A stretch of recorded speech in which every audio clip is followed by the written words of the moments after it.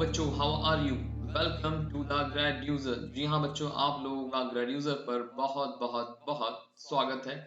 मेरा नाम समीर और I will teach you the subject accountancy for the class 11th 12th graduation, post graduation and C11 entrance classes. Lecture number 1, जैसे कि जिन बच्चों ने अगर नहीं देखा है तो बेटा फर्स्ट ऑफ ऑल ट्राई कीजिए कि लेक्चर नंबर 1 मेरे जो कि एनपीओ के ऊपर बेस्ड क्लास 12th 22-21 सेशन के ऊपर मैंने अपलोड किया है ग्रेड यूजर पर, वो पहले जरूर देख लीजिए।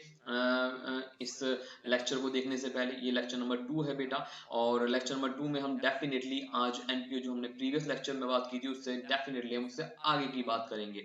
तो बच्चों, मेरा लेक्चर नंबर 1 जो आपने देखा होगा वहां मैंने एनपीओ पर काफी कुछ आप लोगों को डिस्क्रिप्शन दे दिया था। तो विदाउट गेटिंग डिले आइए हम लेक्चर नंबर 2 स्टार्ट करते हैं और उसको आगे बढ़ाते हैं। यहाँ पे जो आप लोगों को चैप्टर मैंने स्टार्ट करवाया था, ये फाइनेंशियल स्टेटमेंट ऑफ एनपीओ पर मैं आप लोगों को काफी कुछ डिस्क्रिप्शन अपने लेक्चर नंबर 1 के अंदर दे चुका हूँ। थोड़ा सा हम एक ब्रीफ डिस्क्रिप्शन बल्कि हम एक ओवरव्यू ले लेते हैं जो हमने लास्ट लेक्चर नंबर 1 के अंदर पढ़ा था। यहाँ आप लोगों ने एनपीओ का मीनिंग जान लिया था, वहां पर कौन कौन से रिकॉर्ड्स मेंटेन होते हैं, वहां पर कौन कौन से फाइनल अकाउंट्स मेंटेन होते हैं, receipts and payment, income and expenditure, balance sheet, specially in तीनों के बारे में हमने डिटेल डिस्क्रिप्शन ले लिया था।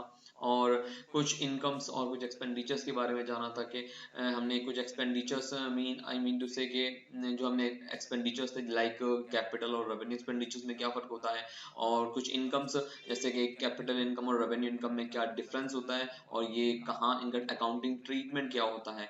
ये सारी चीजें हमने बेटा अपने लेक्चर नंबर 1 के अंदर ऑलरेडी देख ली थी, और मैंने काफी कुछ डिफरेंट इनकम्स और एक्सपेंडिचर्स के बारे में भी आपको डिटेल उस लेक्चर के अंदर, लेक्चर नंबर 1 के अंदर प्रोवाइड करवा दी थी। तो बेटा उम्मीद ये करूंगा कि आप लोगों ने वहां वो चीजें देख ली होंगी, समझ भी ली होंगी, और अगर रह गई हैं तो प्लीज बेटा उसको जरूर देखिए और इसको समझिए वहां से, क्योंकि बिना उस लेक्चर को देखे आप ये वाला लेक्चर बिल्कुल भी नहीं समझ पाएंगे। तो वो उसे जरूर देख लीजिएगा, ठीक है बेटा। चलिए आइए स्टार्ट करते हैं बेटा हम लोग अपने आगे का। यहाँ फाइनेंशियल स्टेटमेंट ऑफ एनपीओ जहाँ मैंने लास्ट किया था बेटा, कुछ इनकम्स वगैरह के बारे में पढ़ा के मैंने आपको वहाँ लास्ट कर दिया था, और आज मैं आपसे जो है कुछ फंड बेस्ड अकाउंटिंग के कॉन्सेप्ट के ऊपर बात करने वाला हूँ। फंड बेस्ड अकाउंटिंग क्या होती है? Fund based accounting, fund based accounting बेटा जहाँ रिसीट्स और इनकम्स और पेमेंट और एक्सपेंसेस कुछ फंड से रिलेट करते हैं, और मतलब कहने का मकसद ये बेटा कि जो हमारी कुछ रिसीट्स और कुछ इनकम्स किसी पर्टिकुलर फंड से रिलेट करती हैं तो वो उसी फंड में ले जाकर एडजस्ट की जाती हैं, और अगर कुछ पेमेंट और एक्सपेंसेस किसी फंड पर्टिकुलर फंड से रिलेट करते हैं तो वो डायरेक्टली उसी फंड के साथ एडजस्ट किए जाते हैं। इसका नाम है फंड बेस्ड अकाउंटिंग। कैसे, थोड़ा सा डिस्क्रिप्शन और लेते हैं और उसके बारे में जानते हैं। आइए देखते हैं कुछ डिस्क्रिप्शन आप लोगों को मेरे नोट्स में पीछे दिख रहा होगा बेटा, ये लिखा हुआ कि accounting where receipts and incomes, where receipts and incomes relating to particular fund are credited to that particular fund. वही बात जो मैंने आपसे भी कही, payment and expenses are debited to it, यानी कि जो पेमेंट और एक्सपेंसेस जो होते हैं वो डेबिट किए जाते हैं। इट मींस के जो रिसीट्स और इनकम पर्टिकुलर फंड से रिलेटेड होंगी वो क्रेडिट होंगी उसमें, यानी इट मींस के ऐड की जाएंगी। क्रेडिट का मतलब बेटा यहाँ पर ऐड है। और जो पेमेंट और एक्सपेंसेस किसी पर्टिकुलर फंड से रिलेटेड होते हैं बेटा वो डेबिट की जाती है। इट मींस के वो वहां पे से उस पर्टिकुलर फंड में से माइनस की जाएंगी। इसका नाम है बेटा फंड बेस्ड अकाउंटिंग, इसे बोलते हैं हम फंड बेस्ड अकाउंटिंग। फंड्स कौन कौन से होते हैं आइए इनके बारे में जानते हैं। प्राइस फंड हो गया बेटा, स्पोर्ट्स फंड हो गया, लाइब्रेरी फंड्स हो गए, बिल्डिंग फंड हो गया, या फिर एंडोमेंट फंड हो गया। इस टाइप के कुछ फंड्स अवेलेबल हो। अब इनसे रिलेटेड इनकम्स ऐड होंगी इसी में ले जाकर, इनसे रिलेटेड एक्सपेंसेस माइनस होंगे इसी में। वो इनकम एंड एक्सपेंडिचर में रेवेन्यू एक्सपेंडिचर और रेवेन्यू इनकम बताओ नहीं जाएंगे। जैसा कि मैंने आपको इनकम एंड एक्सपेंडिचर में बताया था कि इनकम एंड एक्सपेंडिचर की दो बड़ी खासियतें क्या है बताइए, आप लोग याद कीजिए। लेक्चर नंबर 1 देखा है ना आप लोगों ने? तो लेक्चर नंबर 1 में आपको मैंने क्या बताया था? लेक्चर नंबर 1 के अंदर मैंने आपको बताया था, और अगर आपने नहीं देखा है तो बेटा प्लीज लेक्चर नंबर 1 जरूर देखिए before watching this lecture. Lecture number 2, lecture number 2 को देखने से पहले लेक्चर नंबर 1 जरूर देख लीजिएगा जी। और लेक्चर नंबर 1 के अंदर मैंने आपको क्या बताया था? इनकम एंड एक्सपेंडिचर की दो बड़ी खासियतें क्या? एक तो आपको वहां पे करंट ईयर के इनकम्स और एक्सपेंडिचर्स आती हैं, दूसरा रेवेन्यू नेचर के आइटम्स आते हैं वहां पर, रेवेन्यू नेचर की इनकम और रेवेन्यू नेचर के एक्सपेंडिचर्स। जी हाँ, इन्हीं की मैं बात कर रहा हूं। तो रेवेन्यू नेचर के इनकम और एक्सपेंडिचर्स जो होंगे वो वहां जाएंगे, ठीक है। तो इनकम एंड एक्सपेंडिचर में बेटा अगर ऐसी कोई भी एक्सपेंसेस या ऐसे कोई भी इनकम्स होती हैं जो कि सीधे डायरेक्टली बेटा आप किसी ना किसी फंड से रिलेटेड होती हैं। फॉर एग्जांपल अगर कोई इनकम हो रही है किसी फंड से, ठीक है, तो वो इनकम नॉर्मल इनकम नहीं है, वो रेवेन्यू इनकम नहीं है, उससे आप बेटा पर्टिकुलर फंड में ले जाकर ऐड करेंगे। और अगर कोई एक्सपेंडिचर हुआ हुआ है उस फंड से रिलेटेड, तो डेफिनेटली बेटा उसको उसी फंड में से माइनस करेंगे, वो उससे रिलेटेड एक्सपेंडिचर है। That's why it is totally adjusted, it will be adjusted बेटा into the liability side of the balance sheet, जहां पे ये फंड नजर आते हैं। कुछ पॉइंट्स कैसे हैं जो देखते हैं, जैसे कि ये इन्वेस्टमेंट्स, ठीक है ना, इन्वेस्टमेंट यानी कि स्पेशल फंड्स है आपके पास, कुछ पर्टिकुलर फंड है उससे रिलेटेड कुछ इन्वेस्टमेंट्स होती हैं, मतलब आपके पास कुछ स्पेशल फंड थे, आपने उनको कहीं इन्वेस्ट कर दिया, इसलिए बेटा जो इन्वेस्टमेंट्स होंगी इस पर्टिकुलर फंड से रिलेटेड, ठीक है, उनको डेफिनेट हम उनको बैलेंस शीट में असेट साइड शो करेंगे, क्योंकि आप जानते ही हैं इन्वेस्टमेंट्स हमारी बेटा असेट्स होती हैं। इट मींस कि अगर हमने बिल्डिंग फंड बनाया हुआ है, बिल्डिंग फंड को हम अब अपने तिजोरी में, बिजनेस की तिजोरी में तो नहीं रख सकते ना रख भाई, डेफिनेटली अगर कल को अगर कोई खर्चा आ गया तो उस खर्चे के लिए आपकी नीयत उस फंड को ही छेड़ने की बनेगी, अगर आपके पास अदर सोर्सेज अवेलेबल नहीं है फंड उसको उन खर्चों को करने के लिए, है ना। तो इसीलिए कोशिश करते हैं कि हम उसको कहीं ना कहीं इन्वेस्ट कर दें ताकि वो पैसा बाउंड हो जाए, ठीक है। तो सारा बिल्डिंग फंड जो था आपने इन्वेस्ट कर दिया, तो उस वो एक इन्वेस्टमेंट जो हो गई, लेकिन उस फंड से रिलेटेड जो आपने इन्वेस्टमेंट करी, तो बेटा वो आपके लिए एसेट बन जाएगी, ठीक है। तो इसीलिए बैलेंस शीट में आप उसको एसेट साइड शो करेंगे, जैसे कि नाम मैं आपको दिखा रहा हूँ यहाँ, प्राइस फंड से रिलेटेड इन्वेस्टमेंट हो गई, मैच फंड से रिलेटेड आपकी इन्वेस्टमेंट्स हो गई, आपके सीधे तौर पर बैलेंस शीट में एसेट साइड नजर आएंगी, ठीक है बेटा। आगे चलते हैं, जो हमारा पहला पॉइंट हो गया, दूसरा पॉइंट देखते हैं, income receive from the specific fund investment. जैसे कि आपने जो ऊपर इन्वेस्टमेंट्स पढ़ी हैं, अगर इनसे रिलेटेड आपको कुछ इनकम्स हो जाती हैं, फॉर एग्जांपल आपने इन्वेस्टमेंट की थी, वहां से कुछ इंटरेस्ट आ गया, यानी कि आपने बिल्डिंग फंड का कुछ पैसा बैंक में जमा करवा दिया था, डिपॉजिट करवा दिया था, एफडी करवा दिया था, फिक्स डिपॉजिट करवा दिया आपने उसको, उससे जो इनकम, उससे जो इंटरेस्ट आ रहा है वो क्या होगा, उसके बारे में बात की जा रही है। It will be added directly to the specific fund, यानी कि वो उसी फंड में डायरेक्टली ऐड कर दिया जाएगा। किस फंड में? बिल्डिंग फंड के अंदर। वही जो भी, मतलब जरूरी नहीं बिल्डिंग फंड के अंदर ही, कोई भी फंड जो भी उससे रिलेटेड हो, बिल्डिंग फंड हो सकता है, मैच फंड इन्वेस्टमेंट मतलब मैच फंड हो सकता है, प्राइस फंड हो सकता है, ठीक है ना, जिससे जो भी उससे रिलेटेड है, अगर आपको एक पर्टिकुलर इनकम रिसीव हो रही है उस फंड इन्वेस्टमेंट से कोई इंटरेस्ट या कोई इनकम रिसीव हो रही है, तो वो उसी पर्टिकुलर फंड में ले जाकर ऐड की जाएगी, ना कि उसको इनकम एंड एक्सपेंडिचर में क्रेडिट किया जाएगा as mentioned here, okay. Third number बेटा देखते हैं, ये income due from the specific fund investment, यानी कि जो इनकम ड्यू हो गई है, ठीक है ना, उससे पर्टिकुलर इन्वेस्टमेंट जो स्पेसिफिक फंड इन्वेस्टमेंट उससे, वो बेटा उसी स्पेसिफिक फंड में ऐड की जाएगी, जैसे कि मैंने आपसे बात करी। और it will also be shown separately in the asset side of the balance sheet. इसका कहने का मतलब मैं आपको बता दूं क्या है, कि कभी कभार ऐसा होता है कि कुछ इंटरेस्ट, फॉर एग्जांपल आपने एफडी बनाई थी बिल्डिंग फंड के ऊपर, ठीक है ना, तो बिल्डिंग फंड के ऊपर जो आपने एफडी बनाई उसके ऊपर इंटरेस्ट आपको 50,000 रिसीव होना था, 5 लाख रुपए की आपने एफडी बनाई थी, 10% आपको ईयरली इंटरेस्ट रिसीव होना है उसके ऊपर, तो वही 50,000 रुपए ईयरली आना था, बट अभी जो है 40,000 ही आया है, 10,000 ड्यू हो गया बट अभी रिसीव नहीं हुआ है बैंक से, ठीक है। तो जो 10,000 आपको अभी रिसीव नहीं हुआ है, तो वो डेफिनेटली आगे आपको जल्दी ही रिसीव होगा। तो आप 50,000 रुपए, तो वो एक जो उससे रिलेटेड इनकम है जो आपको अर्न हो चुकी है इस साल, वो तो आप ऐड करोगे ही करोगे, साथ में जो आउटस्टैंडिंग अमाउंट है जो 10,000 रुपए आपको रिसीव नहीं हुआ है, उसको आप बेटा अलग से सेपरेटली बैलेंस शीट में असेट साइड पे शो करेंगे, जिसका नाम है फंड बेस्ड अकाउंटिंग। उम्मीद है आप लोगों को तीनों कॉन्सेप्ट, तीनों बातें समझाएंगी, बहुत इंपॉर्टेंट बातें मैंने यहाँ पे शेयर की हैं। आइए इसके ऊपर बेस्ड न्यूमेरिकल क्वेश्चन स्टार्ट करते हैं। न्यूमेरिकल क्वेश्चन से आपको क्लियर होगा कि कैसे कैसे इनके क्वेश्चंस होते हैं। आइए देखें, इलस्ट्रेशन बटन नंबर 2 यहाँ पर आप लोगों को दिख रहा होगा। इलस्ट्रेशन नंबर 2 में टूर्नामेंट फंड है, यानी कि जो फंड है वो टूर्नामेंट से रिलेटेड है, और इस टूर्नामेंट से रिलेटेड कुछ खर्चे हुए हैं 14,000 रुपए के, एक्सपेंडिचर्स आपको यहाँ पे कुछ नॉर्मली हुए, और रिसीट्स फ्रॉम टूर्नामेंट, यानी कि खर्चों के साथ साथ उस टूर्नामेंट से आपको कुछ रिसीव भी हुआ, कुछ इनकम भी हुई है, वो है 16,000 रुपीज की। तो कह रहा है आगे, show how will you deal with the following item, आप इनसे कैसे डील करेंगे, इसके ऊपर बताइए कैसे डील करेंगे। पहले तो आप मुझे बताएंगे फंड कहां जाता है, फंड बैलेंस शीट में जाएगा बेटा, लायबिलिटी साइड। जब फंड बैलेंस शीट में लायबिलिटी साइड जाएगा तो बेटा ये एक्सपेंसेस और ये जो रिसीट्स हैं ये वहीं उसी फंड यानी कि बैलेंस शीट में लायबिलिटी साइड पे ये दोनों वहीं एडजस्ट होंगे, ये इनकम एंड एक्सपेंडिचर में डेबिट और क्रेडिट नहीं किए जाएंगे। इसका नाम है फंड बेस्ड अकाउंटिंग। अंडरस्टूड? चलिए आइए देखें इसको कैसे करेंगे इस क्वेश्चन को। नॉर्मली तो आप इसको सीधा भी कर सकते हो और डायरेक्टली भी करके शो कर सकते हो, बट इसको एक्चुअली कैसे शो किया जाएगा, मैं आपको जो एक्चुअली रिकमेंड करूंगा कि आप इसको, ये कह रहा है कि अभी कैसे डील करेंगे इन आइटम्स को, तो इसके लिए मैं आपसे चाहूंगा बेटा कि आप एक फॉर्मेट जरूर बनाएं, ठीक है ना। एक फॉर्मेट छोटा सा बना लीजिए, फॉर्मेट एक फॉर्मेट छोटा सा जल्दी से, यानी ये फॉर्मेट जरूर बना के करा करें बेटा। बिना फॉर्मेट के अगर आप काम करने की कोशिश करेंगे ना, तो मतलब एक तो प्रेजेंटेशन भी अच्छी नहीं बनती और बिना फॉर्मेट के बेटा देखिए अकाउंटिंग होती भी नहीं है, आप ये भी अच्छे से जानते हैं मेरी बात, ठीक है ना।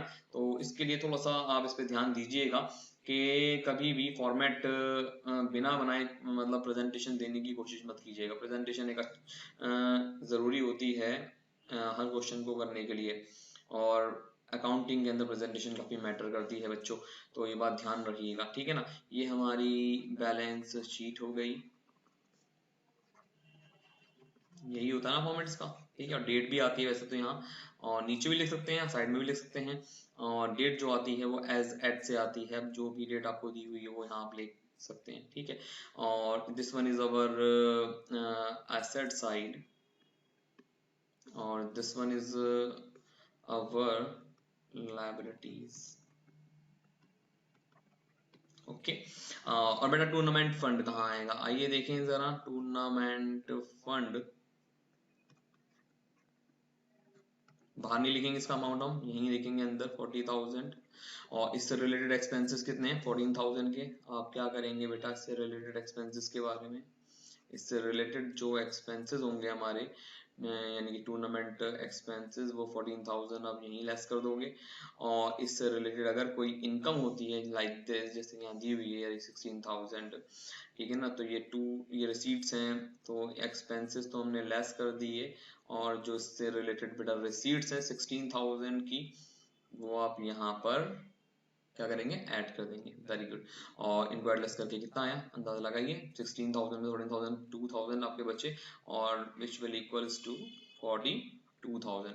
अब क्या बाकी सर एसेट्स कहाँ हैं, बाकी लाइबिलिटीज कहाँ हैं, कई सारे बच्चे मुझसे पूछते हैं कि सर बाकी एसेट्स तो लाइबिलिटीज तो है नहीं, क्या इनको बैलेंस करना जरूरी है, नहीं बिल्कुल बैलेंस करने की जरूरत नहीं, क्योंकि और अदर आइटम्स हमें गिवन नहीं है क्वेश्चन के अंदर, बस यहीं तक छोड़ दीजिए, आपको इस ट्रीटमेंट के नंबर पूरे मिल जाएंगे, ठीक है ना, क्योंकि अदर इन्फॉर्मेशन यहाँ पे मेंशन नहीं है ना, तो हम क्या करें बेटा, ठीक है। तो उम्मीद करता हूँ बेटा ये क्वेश्चन आप लोगों को समझ में आया होगा, दोबारा रिपीट नहीं करूंगा क्योंकि ऑलरेडी आप लोग इसको यूट्यूब पे देख रहे हैं, वीडियो में देख रहे हैं, तो उसको दोबारा से रिपीट कर सकते हैं, ठीक है। आइए एक और इलस्ट्रेशन इसका देखते हैं बेटा से रिलेटेड, जो यहाँ पे आपको दिया हुआ इलस्ट्रेशन नंबर 3 है ना।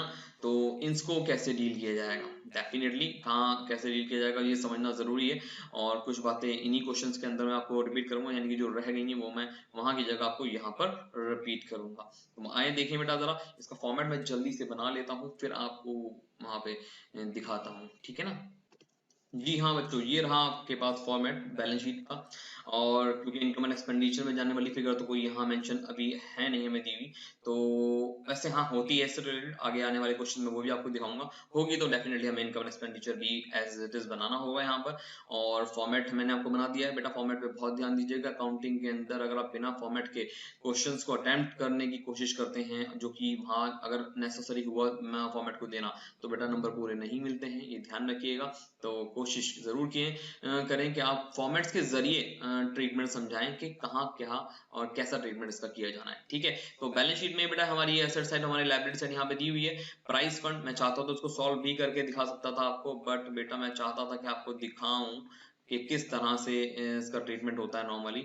तो प्राइस फंड से रिलेटेड बेटा 22,000 रुपए में क्वेश्चन के अंदर यहाँ दिए हुए हैं, ये रहे फॉर प्राइस फंड 22,000 रुपए। और इंटरेस्ट प्राइस फंड इन्वेस्टमेंट, यानी जो प्राइस फंड इन्वेस्टमेंट है जहां पे भी इन्वेस्टमेंट की होगी उससे हमें इंटरेस्ट यानी कि इनकम रिसीव हुई है, कुछ रिसीट्स हुई है 3,000 रुपीज की, और प्राइस जो दिए थे ये एक्सपेंडिचर में काउंट होंगे, प्राइसेस डिस्ट्रीब्यूशन हुआ होगा वहां पर डेफिनेटली, तो वो भाई पैसों से ही आता है, यानी कि उससे रिलेटेड जो फंड है तो उसी में से तो आप माइनस करोगे।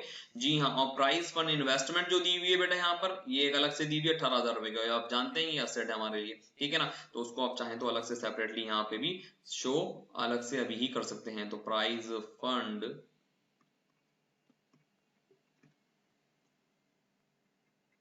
Investment which is equals to 18,000, okay बेटा।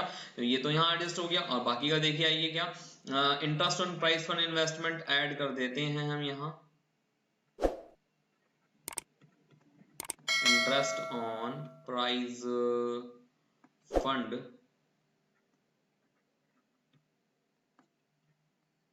इन्वेस्टमेंट्स कितनी है बेटा 3000, ठीक। और जो प्राइजेस डिस्ट्रीब्यूट हुए हैं दिए गए हैं वो एक्सपेंडिचर्स हैं,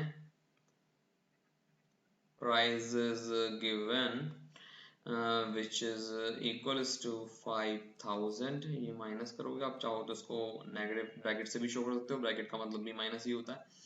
और ये बेटा टोटल ओवरऑल 22,000 और 3000 अगर आप जोड़ देते हैं तो 5000 माइनस करने के बाद क्या बचेगा आपके पास 20,000, ठीक है। Again I am repeating here कि इन दोनों को बैलेंस करके दिखाने की बैलेंस शीट को बिल्कुल भी जरूरत नहीं होती बैलेंस शीट को हम जो है ना बैलेंस करके दिखाएं, क्योंकि अदर इन्फॉर्मेशन हमें यहाँ पर मेंशन नहीं है, दैट्स व्हाई। अंडरस्टूड बेटा। तो उम्मीद करता हूँ ये वाला इलस्ट्रेशन या क्वेश्चन आपको समझ में आया होगा। ये भी प्राइस फंड यानी फंड बेस्ड अकाउंटिंग से रिलेटेड है। कभी कभी ऐसा भी होता है कि ये फंड कम रह जाता है, एक्सपेंडिचर ज्यादा हो जाते हैं, ठीक है ना।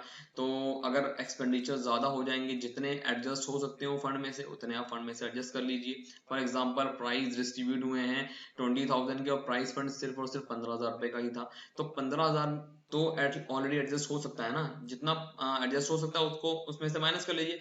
और बाकी का जो डिस्ट्रीब्यूशन हुआ 5,000 जो एक्स्ट्रा प्राइजेस पे किए गए वो आपके लिए एक्सपेंडिचर बन जाएंगे। अब वो आपके लिए नॉर्मल एक्सपेंडिचर होंगे, जिससे आप इनकम एंड एक्सपेंडिचर में डेबिट साइड पे शो कर सकते हैं। अंडरस्टूड बेटा।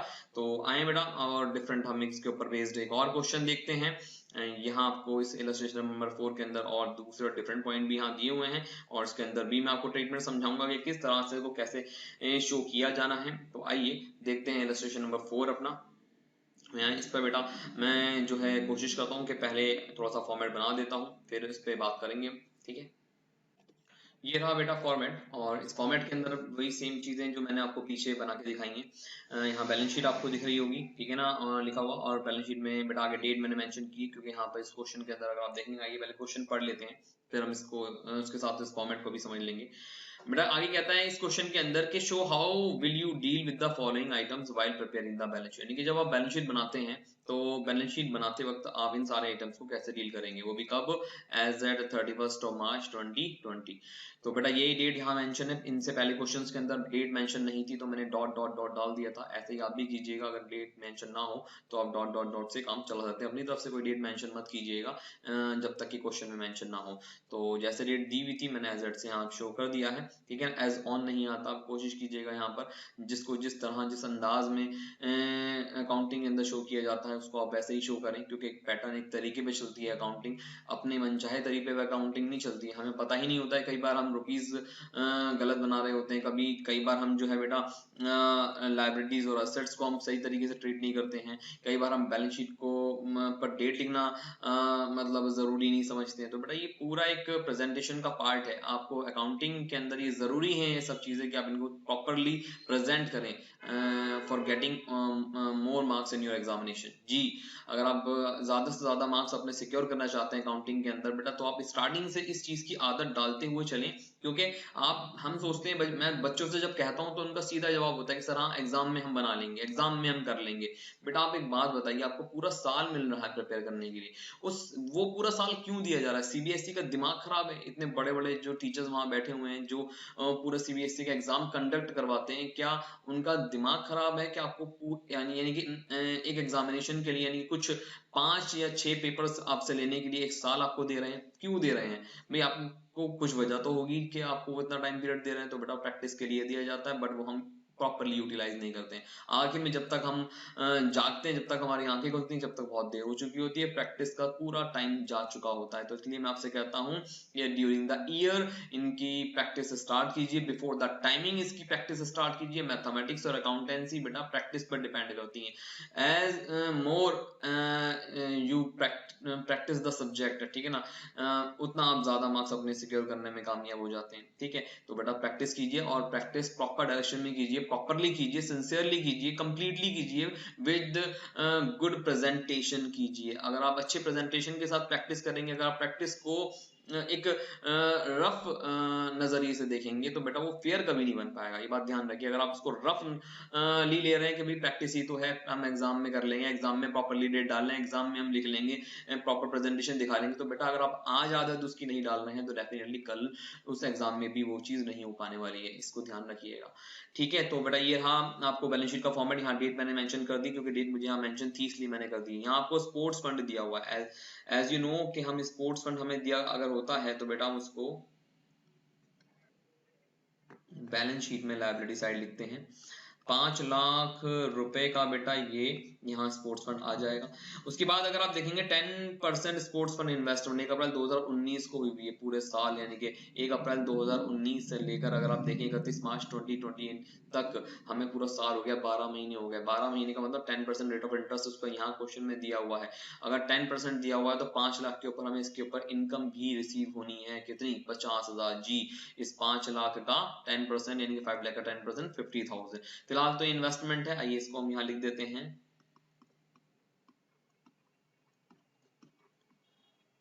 Sports fund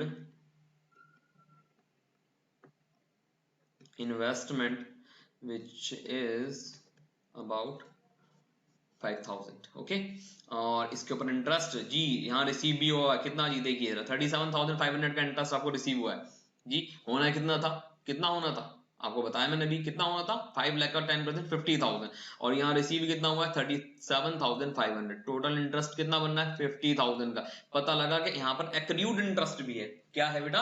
accrued interest. Accrued interest का क्या मतलब होता है? एक्रूड इंटरेस्ट का मतलब होता है कि वो इंटरेस्ट जो इस इन्वेस्टमेंट के ऊपर ड्यू हो गया, स्पोर्ट्स फंड इन्वेस्टमेंट पर ड्यू हो गया बट हमें रिसीव नहीं हुआ है, तो वो एसेट बन जाएगा। क्योंकि जो भी इनकम या जो भी अमाउंट आपको फ्यूचर में रिसीवेबल होता है वो हमारा एसेट कैटेगरी का होता है, क्योंकि फ्यूचर में मिलना है। तो एक बात तो बेटा ये कि एक्रूड यहां पर इंटरेस्ट है, accrued interest on sports fund investment, जो कि हो जाएगा नियर अबाउट 12,500।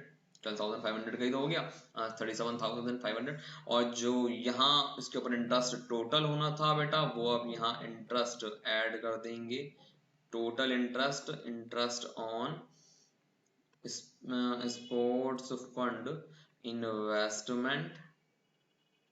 इट मीन्स के आपको जो स्पोर्ट्स फंड पे स्पोर्ट्स फंड इन्वेस्टमेंट के ऊपर जो टोटल इंटरेस्ट रिसीव होना है वो कितना होना है जी? 50,000 का। यहाँ पूरा 50,000 ही आएगा जी। हाँ, ये बात ध्यान रखिएगा। 37,500 और एक्रूड इंटरेस्ट चाहो तो अलग अलग शो कर दो, यानी कि 37,500 जो रिसीव हो गया वो ऐड हो जाएगा, और जो एक्रूड है वो भी यहाँ ऐड होगा क्योंकि वो इनकम है, that is the part of our sports fund investment. आई बात समझ में? तो वो चीज आपको यहाँ ये याद रखनी है बिल्कुल। तो बेटा यहाँ पे जो 50,000 है टोटल हमें यहाँ पे ऐड करनी है। ये टोटल इंटरेस्ट है यानी टोटल इनकम है स्पोर्ट्स फंड इन्वेस्टमेंट के ऊपर, तो 50,000 यहाँ ऐड करने हैं। उसमें से जो एक्रूड है वो यहाँ पे आपने शो कर दिया एक्रूड इंटरेस्ट के नाम से, वो एक्रूड इनकम हो गई। ठीक है, इसके अलावा आपको डोनेशन दी हुई है स्पोर्ट्स फंड इन्वेस्टमेंट पे। आप जानते हैं डोनेशन तो स्पेसिफिक ही हो गई जिसके ऊपर मैंने लास्ट लेक्चर के अंदर बात की थी। तो डोनेशन आप चाहो तो ऐड कर दो, चाहो तो इंडिविजुअली अलग लिख दो। वैसे तो ये स्पोर्ट्स फंड से रिलेटेड है तो बेटा सिर्फ डायरेक्ट हम यही ऐड कर देते हैं। डोनेशन, डोनेशन कितनी है बेटा? 1,20,000 रुपीज। ठीक, स्पोर्ट्स प्राइज अवॉर्डेड। अवॉर्डेड यानी कि जो अवार्ड दिए गए, यानी कि जो स्पोर्ट्स से रिलेटेड प्राइज थे, दिए गए अवार्ड जिनका दिया गया वो चीजें यहाँ पर हैं, तो उसे भी आप यहाँ क्या करेंगे? यहाँ उस वो एक्सपेंसेस हैं, यहाँ इसे आप यहाँ पर लेस कर देंगे। स्पोर्ट्स प्राइज अवॉर्डेड कितना है बेटा? Sports prize awarded 1 lakh. Okay, और एक्सपेंसेस ऑन स्पोर्ट्स इवेंट है बेटा 15,000 के यहाँ दिए हुए, इसे भी यहाँ पर्टिकुलर एक्सपेंस है। Expense on sports events which is 15,000 near about.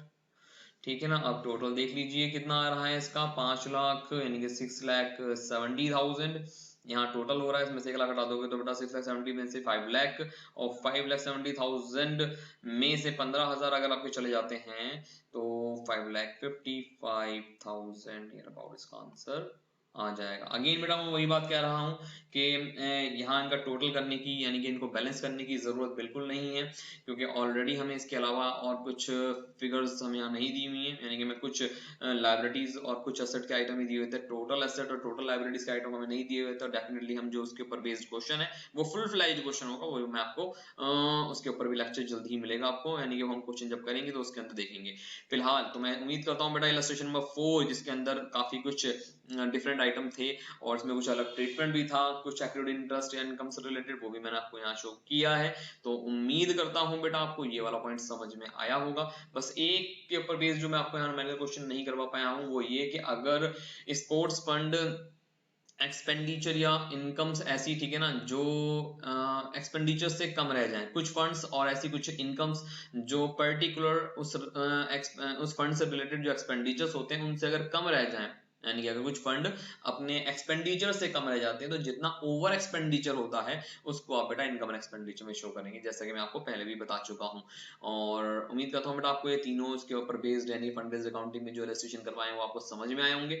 और यहाँ फंड बेस्ड अकाउंटिंग का कॉन्सेप्ट मैंने आपको बता दिया, और बाकी की डिटेल के लिए आप कोशिश कीजिए ग्रेड यूजर ऐप पर हमारे हमसे जुड़ने के लिए। आपको अगर इन लेक्चर्स को डिटेल में देखना, समझना, जानना है, पढ़ना है तो बेटा आपको नीचे दिए हुए जो नंबर्स हैं या जो नंबर्स फ्लैश हो रहे हैं उस नंबर पे कॉल करके डिटेल लीजिए कि बेटा ये अकाउंटेंसी क्लास 12 के लेक्चर कितने में प्रोवाइड की करवाए जा रहे हैं आपको, जहाँ पे आप हमारी ग्रेड यूजर ऐप को डाउनलोड कर वहां से एनरोल करके और हमारे लेक्चर्स वहां पर डिटेल में ले सकते हैं। वहां पे मैंने बेटा इसके साथ और क्वेश्चंस भी करवाए हुए हैं और उन क्वेश्चंस को वहां पे क्लियर करवाया हुआ है, ठीक है ना। इसके साथ साथ और भी क्वेश्चंस आपको वहां डिटेल में मिलेंगे, तो उनके ऊपर बेटा आप उन सब चीज़ों की डिटेल बेटा इन नंबर्स पे ले सकते हैं। और चाहे तो आप हमें व्हाट्सअप कर सकते हैं, नंबर आपको फ्लैश हो रहे होंगे, चाहे तो कॉल कीजिए, व्हाट्सअप कीजिए, मेल कीजिए graduser@gmail.com पर चाहे तो। और जल्दी ही बेटा और भी लिंक्स आपको मिल जाएंगे, टेलीग्राम का चैनल भी स्टार्ट होने वाला है, वो भी मैं आपको बता दूंगा जल्दी, उसका लिंक भी आपको शेयर करूंगा। फेसबुक और इंस्टाग्राम वगैरह भी आपको डिटेल यहाँ पर मेंशन हो ही रही है। ठीक है बच्चों, तो उम्मीद करता हूँ ये वाला आपको ये तीनों इलस्ट्रेशंस आपको फंड बेस्ड अकाउंटिंग पे क्लियर हुए होंगे। तो उम्मीद करता हूँ बेटा आपको मेरे ये तीनों क्वेश्चन आपको फंड बेस्ड अकाउंटिंग पर ये तीनों इलस्ट्रेशन आपको समझ में आए होंगे। और आइए अब हम अपने नेक्स्ट कॉन्सेप्ट जो कि सब्सक्रिप्शन है हम उस पर चलते हैं। सब्सक्रिप्शन बच्चों, ये सब्सक्रिप्शन ये एक तरह की इनकम होती है एनपीओज की। और अगला जो कॉन्सेप्ट में यानी कि हमने फंड बेस्ड अकाउंटिंग वाला कॉन्सेप्ट तो पढ़ लिया, अब फंड बेस्ड अकाउंटिंग के साथ साथ हम सब्सक्रिप्शन जो कि पर्टिकुलर इनकम है एनपीओज की उसके ऊपर डिटेल लेने जा रहे हैं। तो आइए देखते हैं क्या होती है सब्सक्रिप्शन और इसकी डिटेल लेते हैं। जी बच्चों, आइए जानते हैं सब्सक्रिप्शन के बारे में। सब्सक्रिप्शन क्या होती है? Subscription is the part of income related to the NPO. Subscription बेटा एनपीओ में एक इनकम का पार्ट होती है जो कि हमें रिसीव होती है, और या तो एनुअली आपको रिसीव होगी है या फिर बेटा इन इंस्टॉलमेंट्स मंथली और क्वार्टरली भी आपको रिसीव हो सकती है ये। और ये एक मेंबरशिप फी होती है जो मेंबर्स के जरिए पे की जाती है। जी हाँ बेटा, मैं यानी कि जो हमारे मेंबर्स होते हैं, ठीक है ना, वो मेंबर बने रहने के लिए एनपीओ के अंदर, एनपीओ मैंने आपको बताया था डिस्क्रिप्शन आपको लेक्चर नंबर 1 में दे चुका हूं मैं, और लेक्चर नंबर 1 अगर नहीं देखा तो वहां जाके उसका डिस्क्रिप्शन लीजिए बेटा कि एनपीओ क्या होता है। वहां मैंने आपको डिस्क्राइब किया हुआ कि एनपीओ का मतलब क्या होता है, एनपीओ में किस किस तरह से जो अकाउंटिंग है उसको फॉलो किया जाता है। और यहाँ पे बेटा ये जो सब्सक्रिप्शन होती है यानी कि जो सब्सक्रिप्शन आपको मेंशन वर्ड लगा दिख रहा होगा, ये एक मेन सोर्स होता है इनकम का जी एनपीओ के लिए। एनपीओ को एक रेगुलर इनकम अगर कहीं से मिलती है तो बेटा उस रेगुलर इनकम का एक मेन पार्ट है सब्सक्रिप्शन जी। और सब्सक्रिप्शन क्योंकि जाहिर सी बात है इनकम एक रेगुलर इनकम आपको रिसीव हो रही है तो जाहिर सी बात है कि सब्सक्रिप्शन को हमें कहाँ शो करना है, इनकम एंड एक्सपेंडिचर अकाउंट के अंदर। और आप जानते हैं इनकम एंड एक्सपेंडिचर के अंदर कि हमें करंट ईयर के आइटम मेंशन करने होते हैं वहां, इसलिए हमें इसको एडजस्ट किया जाना बहुत जरूरी होता है। होता क्या है बच्चों के कभी कभी हमें कुछ इनकम्स तो एडवांस में रिसीव हो जाती हैं, कुछ इनकम्स ड्यू हो जाती हैं इस साल बट हमें अभी रिसीव नहीं हुई होती, बट डेफिनेटली इन फ्यूचर हमें रिसीव होंगी। होगी, तो वहां पे ऐड और लेस करना पड़ता है, होता है ना। मैं आप लोगों ने एक्रूअल बेसिस ऑफ अकाउंटिंग पढ़ा होगा 11th क्लास में। एक्रूअल बेसिस ऑफ अकाउंटिंग में क्या होता है, जहां पे हम मेनली जो 4 पॉइंट्स हैं इनको हम कवर अप करते हैं, जैसे कि एक्सपेंसेस में प्रीपेड एक्सपेंस और हमारे जो आउटस्टैंडिंग एक्सपेंसेस होते हैं उनके बारे में हम एक्रूअल बेसिस ऑफ अकाउंटिंग में पढ़ते हैं, और इसके साथ साथ जो हमारी इनकम्स होती हैं एक्रूड और अनअर्न्ड इनकम उनके बारे में पढ़ते हैं। इन चारों पॉइंट्स को आप कभी भी कैश बेसिस ऑफ अकाउंटिंग में नहीं पढ़ते हैं। क्यों? क्योंकि वहां पे इससे रिलेटेड कोई कॉन्सेप्ट होता ही नहीं, क्योंकि जितना कैश आ रहा है और जितना कैश जा रहा होता है उसी से ही कॉन्सेप्ट रिलेट करता है वहां पर। बट एक्रूअल के अंदर चीजें एक्रूड बेसिस पे चलती हैं जी। मतलब यहाँ आपने ट्रांजेक्शन किया इधर in the books of account, आप उसको नोट डाउन कर लेंगे, उसे हम बेटा कहते हैं एक्रूअल बेसिस ऑफ अकाउंटिंग। तो एक्रूअल बेसिस ऑफ अकाउंटिंग के हिसाब से हम जिस तरह से हमने final account profit and loss account को एडजस्ट किया था, उसी तरीके से हम इनकम एंड एक्सपेंडिचर को करंट ईयर के लिए यहाँ पर मेंटेन करते हैं। तो करंट ईयर की फिगर्स नॉर्मली यहाँ पर शो होती हैं, इसलिए हमें उस करंट ईयर से रिलेटेड फिगर्स को फिगर आउट करना पड़ता है, ठीक है ना। बहुत सारी फिगर्स दी हुई होती हैं सब्सक्रिप्शन से रिलेटेड, पास्ट ईयर्स की मतलब प्रीवियस ईयर्स की कुछ फिगर्स होती हैं उसके अंदर, उन्हें हमें वहां से एलिमिनेट करना होता है। कुछ एडवांसेस भी उसके अंदर इंक्लूड होते हैं आने वाले सालों के लिए, उसे हमें वहां से एलिमिनेट करना पड़ता है। और कुछ ऐसी इनकम्स होती हैं जो इस साल की ड्यू हो गई बट हमें रिसीव नहीं हुई, वो हमें आने वाले सालों में रिसीव होंगी, तो उसे वहां ऐड करना पड़ता है। इसका नाम है बेटा सब्सक्रिप्शन, जिसको हम इनकम एंड एक्सपेंडिचर में करंट ईयर के लिए शो करेंगे। और इसमें कुछ एडजस्टमेंट्स हैं, वो आइए इस पर हम बात करते हैं फटाफट। सब्सक्रिप्शन जो नहीं रिसीव हुआ यानी कि आउटस्टैंडिंग हो गया और रिसीव नहीं हुआ, तो डेफिनेटली बेटा वो एक्रूड है, वहां कहां शो होगा, asset side of the balance sheet, यानी कि हम उसे एक्रूड भी कह सकते हैं। और बेटा यहाँ पर ना एक वर्ड यूज किया जाता है आउटस्टैंडिंग। वो आउटस्टैंडिंग होना तो नहीं चाहिए, क्योंकि सब्सक्रिप्शन जो है ये बेटा इनकम है, आप समझ रहे हैं मेरी बात।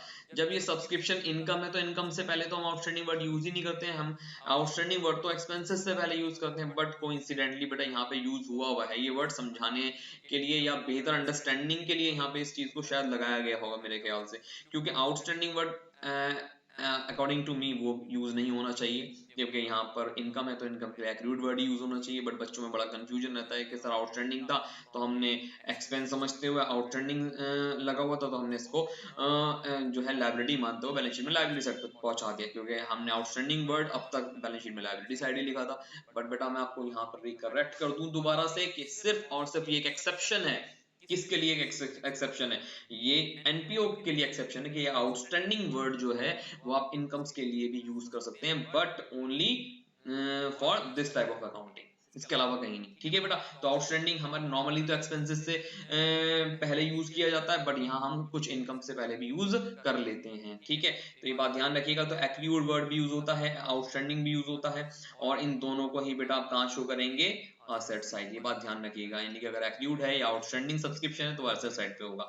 और इसके अलावा कुछ एडवांस सब्सक्रिप्शन भी रिसीव हो जाता है, ठीक है ना। जो एडवांस में आपको सब्सक्रिप्शन रिसीव होगा बेटा वो बैलेंस शीट में लायबिलिटी साइड शो किया जाएगा, ठीक है ना, क्योंकि वो हमारे लिए अनअर्न्ड इनकम होगा। इसको आप कहते हो ना, इसे हम अनअर्न्ड कहते हैं नॉर्मली, अनअर्न्ड इनकम्स, ठीक है। अनअर्न्ड इनकम्स होती है ना, due but not sorry not due but received in advance, not due but received in advance, understood बेटा। तो उसे हम बोलते हैं सब्सक्रिप्शन रिसीव्ड इन एडवांस, या जिसे आप अनअर्न्ड सब्सक्रिप्शन के नाम से भी लिख सकते हैं। आइए बेटा इसका कुछ फॉर्मेट है, पहले हम सब्सक्रिप्शन से रिलेटेड कुछ कॉन्सेप्ट यहाँ पे दिया हुआ है इसको समझ लेते हैं। यानी कि हम इसमें सब्सक्रिप्शन जो कि हमें इनकम एंड एक्सपेंडिचर में क्रेडिट साइड पे शो करना होगा, उसको फिगर आउट करने के लिए सबसे पहले हमें उसको एक तरीके से मैं कहूँ तो प्योर करना पड़ेगा करंट ईयर के लिए। तो आइए बच्चों देखते हैं कि हम सब्सक्रिप्शन कैसे कैलकुलेट कर सकते हैं। यहाँ पर सब्सक्रिप्शन का कुछ कैलकुलेशन करना जरूरी होता है, ठीक है ना। सब्सक्रिप्शन को आप इनकम एंड एक्सपेंडिचर अकाउंट में क्रेडिट साइड पे शो करेंगे, और इनकम एंड एक्सपेंडिचर अकाउंट जो होता है बेटा वो सिर्फ और सिर्फ करंट ईयर की फिगर्स लेता है और रेवेन्यू नेचर्स की फिगर लेता है। बट सब्सक्रिप्शन क्योंकि रेवेन्यू नेचर का है, बट उससे तो रिलेटेड कोई बात नहीं, क्योंकि अंडरस्टूड है कि रेवेन्यू नेचर का आइटम है। बट ये करंट ईयर, इसके अंदर जो फिगर्स हमें रिसीव हो रही हैं क्या वो एक्चुअली करंट ईयर की ही है, यानी कि उसको वो सारी फिगर सिर्फ करंट ईयर से रिलेट कर रही हैं क्या? उसमें कोई ऐसी फिगर तो नहीं जो प्रीवियस ईयर की और जो एडवांस यानी कि नेक्स्ट ईयर से रिलेट करने वाली फिगर अगर है तो उसको वहां से एलिमिनेट कर देंगे। आई बात समझ में? इसका नाम है बेटा यहाँ पे टेबल एक शो कर रही है की जा रही है आपको। यहाँ इस टेबल के अंदर देखिए, इस टेबल के अंदर अगर आप देखेंगे तो जितना subscription during the year receive हुआ है, जो आपको normally receipt and payment account के अंदर शो किया जाएगा, वो यहाँ मेंशन होगा। अब जाहिर सी बात है, रिसीट एंड पेमेंट के अंदर जो टोटल सब्सक्रिप्शन रिसीव हुआ है, मे बी कि उसके अंदर कुछ एडवांस सब्सक्रिप्शन हो, मे बी कि उसके अंदर कुछ पिछला सब्सक्रिप्शन भी हो, कुछ अगला सब्सक्रिप्शन भी इंक्लूड होगा। तो हमें करना ये है कि उसको करंट ईयर का फिगर आउट करने के लिए करंट ईयर कि उसमें से हमें करंट ईयर का सब्सक्रिप्शन निकाल लेना है और अगला पिछला सारा माइनस कर देना है, ठीक है ना। तो हमें सब्सक्रिप्शन मिल जाएगा जिससे हम इनकम एंड एक्सपेंडिचर में बेटा हम क्रेडिट कर सकते हैं, ठीक है। आइए उसके ऊपर हम कुछ कॉन्सेप्ट देखते हैं। आप यहाँ पे दो फिगर आपको यहाँ पे ऐड होती हुई दिख रही होंगी, सब्सक्रिप्शन आउटस्टैंडिंग, एरियर्स और एक्रीड, तीनों वर्ड यहाँ यूज हो रहे हैं और तीनों वर्ड ही ध्यान रखिएगा, मैंने यहाँ अलग से मेंशन कर दी है, वो भी कब, eight the end of the year, साल के आखिर में अगर आपको सब्सक्रिप्शन जो आउटस्टैंडिंग हो, जो ड्यू हो गया और रिसीव नहीं हुआ हो, तो वो तो उसी साल की इनकम हुई ना, that's why it is added here. और अगर साल के शुरुआत में आपको एडवांस सब्सक्रिप्शन मिला हो, साल के शुरुआत यानी कि अगर आप मान लीजिए 20 to 21 का आपका पीरियड है, 1 अप्रैल 2020 से स्टार्ट हुआ और 31 मार्च 2021 पे जाके खत्म हो रहा है, तो 1 अप्रैल 2020 जो होगा बेटा वो आपका ओपनिंग ईयर होगा। उस ओपनिंग में यानी कि उस दिन अगर आपको कुछ एडवांस सब्सक्रिप्शन रिसीव हुआ हो, तो वो कब का होगा, पिछले साल का होगा क्या, नहीं, वो पिछले साल का नहीं, वो इसी साल का होगा, यानी कि 2020 से 21, 1 अप्रैल 2020 से लेके 31 मार्च 2021 तक का होगा। अंडरस्टूड, तो उसी साल का, इसलिए आप इसको ऐड करोगे। इसीलिए बेटा ये दोनों फिगर यहाँ पर ऐड की गई हैं। मैं भी आपको थोड़ा सा डिस्क्रिप्शन और दूंगा इन्हीं से रिलेटेड, पर आगे समझ लेते हैं बाकी दो फिगर लेस भी तो हो रही है, ये लेस क्यों हो रही हैं, इनके बारे में जानते हैं। Subscription outstanding in the beginning of the year, साल के शुरुआत में जो सब्सक्रिप्शन ड्यू हो गया और रिसीव नहीं हुआ साल के शुरुआत में, तो डेफिनेटली वो साल का तो नहीं है ना बेटा, वो पिछले साल से रिलेट कर रहा है, ठीक है ना। तो इसीलिए इसको यहाँ पर लेस किया गया है, इसलिए इसको यहाँ पर लेस किया गया है। और जो सब्सक्रिप्शन बेटा साल के आखिर में यानी कि रिसीव हुआ इन एडवांस, ठीक है, एडवांस में रिसीव हो गया, इसको जब साल के आखिर में एडवांस सब्सक्रिप्शन रिसीव हो रहा है, तो बेटा फॉर एग्जांपल 31 मार्च 2021 को सब्सक्रिप्शन रिसीव हुआ है, वो भी कब के लिए, अगले साल के लिए, अभी रिसीव हो गया, यानी कि 2021 से 22 के लिए वो 2021 की मार्च 31 में आपको रिसीव हो चुका है, तो कब का होगा, वो डेफिनेटली अगले साल का होगा, एडवांस होगा, प्रीपेड तो नहीं बोलेंगे, अनअर्न्ड सब्सक्रिप्शन होगा, वो भी eight the end of the year, इसलिए हम इसको डिडक्ट करेंगे, माइनस करेंगे। अंडरस्टूड बेटा, इसलिए इसको माइनस यहाँ पर किया गया है। और माइनस करने के बाद जो फिगर आएगी वो क्या होगी, वो आपको इनकम एंड एक्सपेंडिचर में शो करनी होगी, वो भी कहां पर, क्रेडिट साइड पर। तो उम्मीद करता हूँ बेटा ये आप लोगों को सब्सक्रिप्शन का पॉइंट समझ में आया होगा, बट इसका थोड़ा सा डिस्क्रिप्शन में आप लोगों को और देता हूँ, आप उससे अच्छे से समझ जाएंगे, यही देता हूँ। आइए, मैंने आपसे कहा 2020 की अप्रैल 1, ठीक है, ये एक पीरियड है, और 2021 की मार्च 31, ये हमारा पीरियड है, यानी कि वो एक अकाउंटिंग है जिसमें हमारी यानी कि एक एनपीओ की अकाउंटिंग फॉलो की जानी है, ठीक। अगर यहाँ पर आपको आउटस्टैंडिंग दिया हुआ है तो वो क्या होगा, ओपनिंग, और अगर आपको यहाँ पर आउटस्टैंडिंग दिया हुआ है वो क्या होगा, एट द एंड होगा, यानी कि क्लोजिंग आउटस्टैंडिंग होगा। और अगर आपको यहाँ पर एडवांस दिया हुआ है वो क्लोजिंग एडवांस होगा, ठीक है ना। और अगर आपको साल के शुरुआत में एडवांस दिया हुआ है तो वो क्या होगा, ओपनिंग एडवांस होगा। तो अब करना क्या है इनका, जरा समझिएगा बात को बहुत ही ध्यान से। साल के शुरुआत में जो आउटस्टैंडिंग यानी कि जो ड्यू हो गया, इट मींस कि ये वाला, ठीक है ना, ये जो साल की शुरुआत में आउटस्टैंडिंग है वो कब का होगा, वो पिछले साल का होगा, इट मींस पिछले का। अब हो सकता है कि प्रीवियस ईयर का हो या फिर प्रीवियस टू प्रीवियस ईयर का हो, ठीक है, डिपेंड करता है वो कौन से ईयर का, आपको अलग से मेंशन है या नहीं, या हो सकता है कि सिर्फ प्रीवियस ईयर का ही हो। और अगर आपको साल के आखिर में आउटस्टैंडिंग दिया हुआ है तो वो कब का होगा, वो डेफिनेटली पिछले का ही होगा, क्योंकि जो ड्यू हो गया रिसीव नहीं है, तो पिछले का मतलब कौन सा, करंट ईयर का। तो इस वाले आउटस्टैंडिंग को आप ऐड करोगे और इस वाले को आप लेस करोगे। लेस क्यों करोगे, समझ गया ना, क्योंकि पिछले साल का है ये वाला इसी साल का है, that's why it is added here. Okay, ये बात समझ में आ गई। चलिए आगे एडवांस के ऊपर देखिए, ये क्लोजिंग एडवांस है, साल के आखिर में एडवांस रिसीव हुआ, कब के लिए बेटा, आगे के लिए, आने वाले सालों के लिए अब रिसीव हो गया है, तो कब का होगा, ये इस साल से रिलेट कर रहा है क्या, नहीं कर रहा ये relate, that's why it is deducted here. और ये वाला एडवांस कब के लिए है, यानी कि अगर आपको एक फॉर एग्जांपल 2020 की अप्रैल 1 को एडवांस रिसीव हो रहा है, तो वो एडवांस का क्या मतलब है, यानी कि अगले साल के लिए आपको इसमें एडवांस रिसीव हो रहा है। अगले साल का क्या मतलब है, यानी कि इस पूरे पीरियड के लिए आपको रिसीव हो रहा है। अंडरस्टूड, तो इस पूरे पीरियड के लिए रिसीव हो रहा है, तो आप यहाँ पे से क्या करोगे, ऐड करोगे। इसीलिए हमने यहाँ पे देखो अकॉर्डिंगली ऐड किया है और अकॉर्डिंगली माइनस किया हुआ है। तो उम्मीद करता हूँ कि आपको ये वाला पूरा पॉइंट समझ में आएगा कि किस तरह से सब्सक्रिप्शन को एडवर्स किया जाएगा बेटा, ठीक है ना। और आप इसको यानी कि जो मैंने यहाँ पे टेबुलर फॉर्म आपको ये शो करी है, आप अगर ऐसा ना चाहते हुए आप इसको इस तरह से भी शो कर सकते हैं, लाइक दिस, ठीक है। आइए देखें किस तरीके से आप चाहें तो बेटा सब्सक्रिप्शन का अकाउंट लेजर फॉर्मेट में बना सकते हैं, और बल्कि कई बार मांग लिया जाता है कि prepare the also show the subscription account. कुछ कैलकुलेशन करने के लिए यहाँ पे 6 फिगर्स दी हुई होती हैं, और स्पेशली उन 6 में से कोई एक फिगर मिस कर देता है, और उस वन मिसिंग फिगर को आपको फाइंड आउट करना होता है by this account, by preparing this account, by preparing the subscription account. और उसको देखते हैं ये कैसे बनता है। इस सब्सक्रिप्शन अकाउंट के अंदर बेटा आप क्या करेंगे, मेनली इसके अंदर आपको पहले यहाँ पे डेबिट साइड पे अगर आप शो देखेंगे तो टू आउटस्टैंडिंग सब्सक्रिप्शन, ये आउटस्टैंडिंग सब्सक्रिप्शन कौन सा वाला होगा बेटा, बिगिनिंग का, साल के शुरुआत का, ठीक है, इन द बिगिनिंग। और इसी तरीके से साल के आखिर का जो आउटस्टैंडिंग होगा वो बेटा यहाँ अपोजिट साइड पे आ जाएगा, यानी कि ये ओपनिंग और ये आउटस्टैंडिंग, ये क्रॉस बनता है इस तरीके से, देख रहे हैं आप, ये ओपनिंग हो गया ये वाला, ठीक है ना, और ये आपका क्लोजिंग हो गया। इसी तरीके से एडवांस का बनेगा, यहाँ ये बिगिनिंग यानी कि एडवांस जो साल के शुरुआत का है, और ये एट द एंड आपको एडवांस दिया हुआ है, तो इस तरह से यहाँ पे भी कुछ इसका क्रॉस बनेगा, यानी ओपनिंग आउटस्टैंडिंग, ओपनिंग आउटस्टैंडिंग और closing outstanding, opening advance, closing advance, ठीक है। अब बीच में क्या है, ये जो बीच में है बेटा ये to income and expenditure account, यानी कि वो अमाउंट होगा जो कि इनकम एंड एक्सपेंडिचर में जाने वाला होगा। कभी कभार तो दिया होता है, वरना अक्सर और ज्यादातर इसी अमाउंट को कैलकुलेट करने के लिए कहता है, इसलिए मैंने यहाँ बैलेंसिंग फिगर लिखा हुआ है। बैलेंसिंग फिगर क्यों लिखा हुआ है अभी बताता हूँ।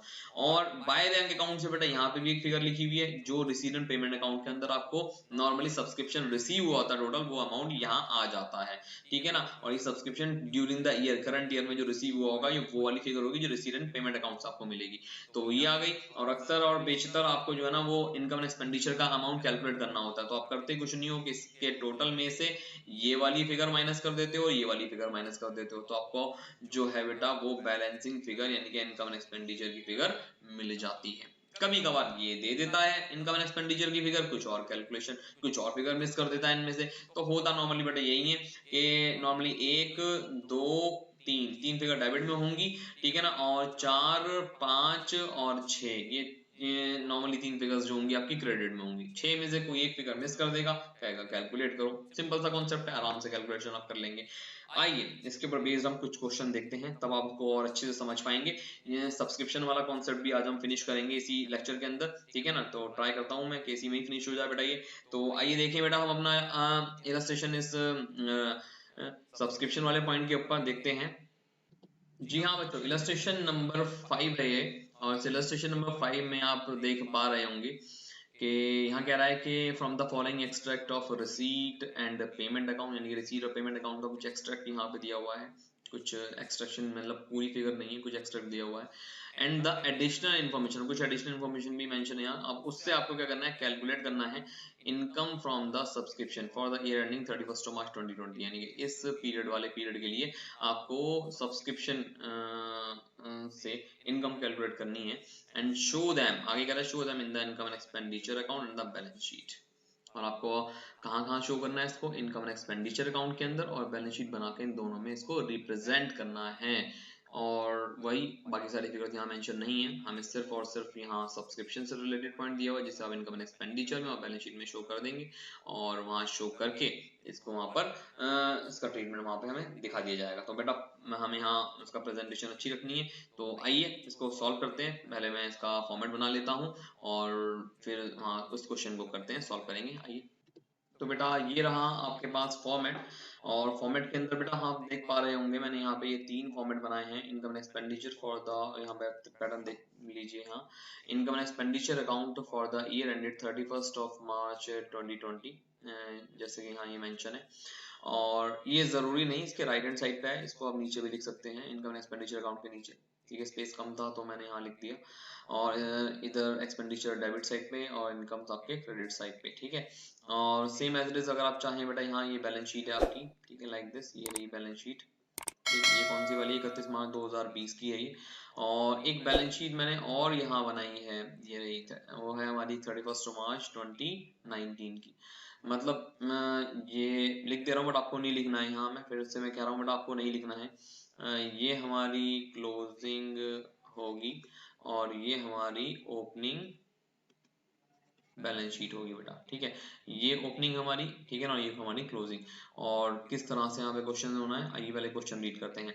क्वेश्चन में अगर आप देखेंगे बेटा क्या कहता है, फ्रॉम द फॉलोइंग एक्सट्रैक्ट, जो मैंने आपको यहाँ पहले बता दिया था कि यहाँ कुछ एक्सट्रैक्ट दिया हुआ है, एक्सट्रैक्ट रेसिडेंट पेमेंट अकाउंट का। रेसिडेंट पेमेंट अकाउंट के अंदर बेटा आपको जो है 1000 रुपए आपके 2019 से रिलेटेड है, 2019 यानी कि प्रीवियस ईयर। 2020 से रिलेटेड 43,000 है, 2021 से रिलेटेड 1500 है। ये एडवांस आपको जो सब्सक्रिप्शन रिसीव हुआ है वो है। क्लब के पास 50 मेंबर है, हर एक मेंबर 1000 रुपीज पे कर रहा है, और जो सब्सक्रिप्शन आउटस्टैंडिंग था 31 मार्च 2019 को, वो है बेटा 1500 रुपए का। ये पूरा क्वेश्चन आपको यहाँ दिया हुआ है। कैसे होना है ये वाला क्वेश्चन, ध्यान से देखिएगा, समझिएगा, क्योंकि हर क्वेश्चन के अंदर डिफरेंट ट्रीटमेंट लगना होता है। उसको कैसे सॉल्व किया जाना है वो मैं आपको यहाँ सिखाऊंगा, समझाऊंगा। तो आइए देखिए, यहाँ बेटा पहली बात तो ये कि टोटल जो सब्सक्रिप्शन आपको रिसीव हुआ वो 45,500 का है, ठीक है। वैसे तो नॉर्मली हम यही लेते हैं, फिर उसके बाद एडजस्ट करते हैं नॉर्मली, बट यहाँ बेटा 50 मेंबर दिए हुए, हर एक मेंबर 1000 रुपए पे कर रहा है। आप खुद बताइए, सब्सक्रिप्शन जो कि मेंबर्स पे कर रहे हैं एनुअली कह लीजिए, यानी कि सालाना हर मेंबर से सब्सक्रिप्शन आना है।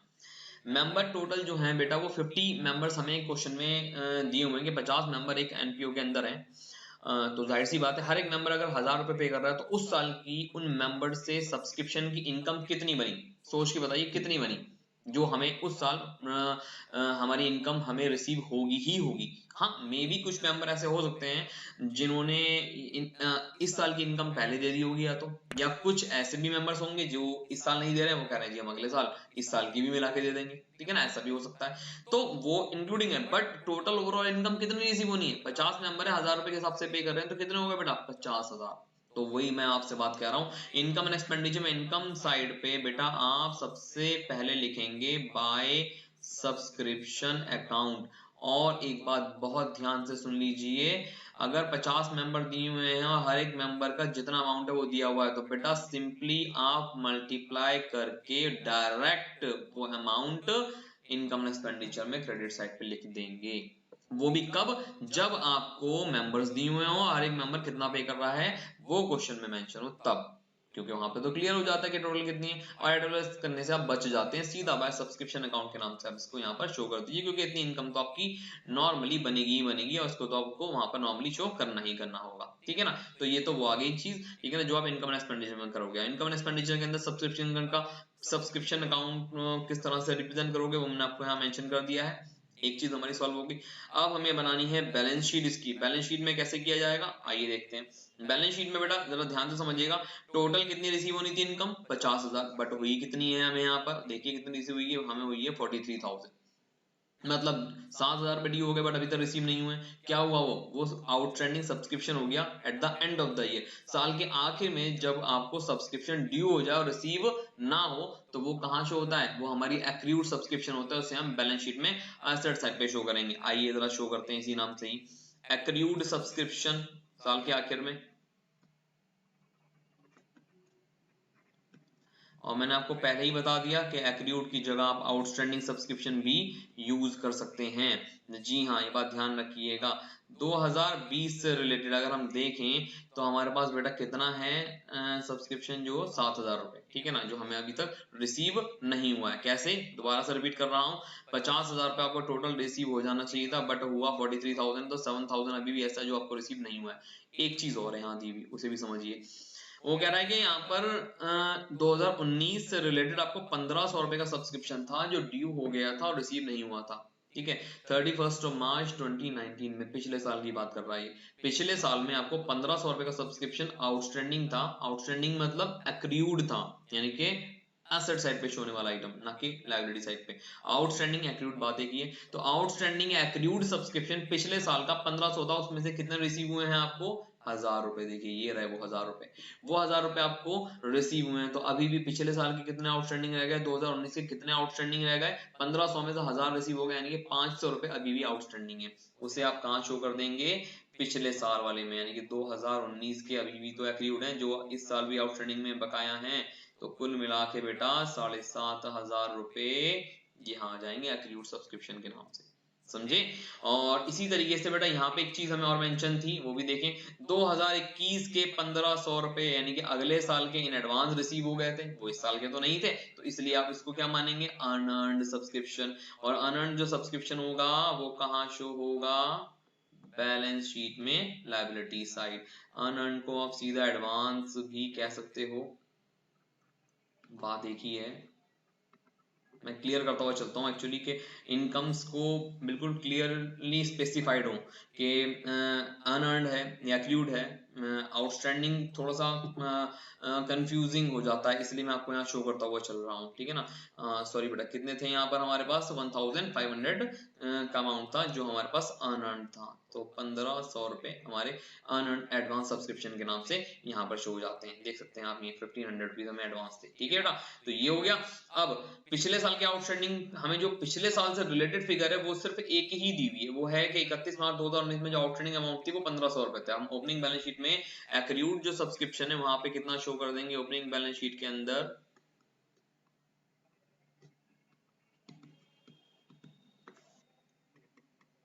1500 ही तो थे, यानी कि 15,000 यहाँ पे टोटल ओवरऑल आउटस्टैंडिंग था, उसमें से 1000 हो गए तो वो तो हमने 500 रुपए क्लोजिंग बैलेंस शीट में डाल दिए, ठीक है। बट अगर मैं 31 मार्च 2019 की बात करूं, जिस डेट पे मैं ओपनिंग बैलेंस शीट बना रहा हूं, ये वाली, ठीक है ना, इसमें जो एक्लूड सब्सक्रिप्शन बैलेंस शीट में असेट साइड आएगा वो सिर्फ 1500 ही आएगा, यानी कि टोटल जितना भी आउटस्टैंडिंग था।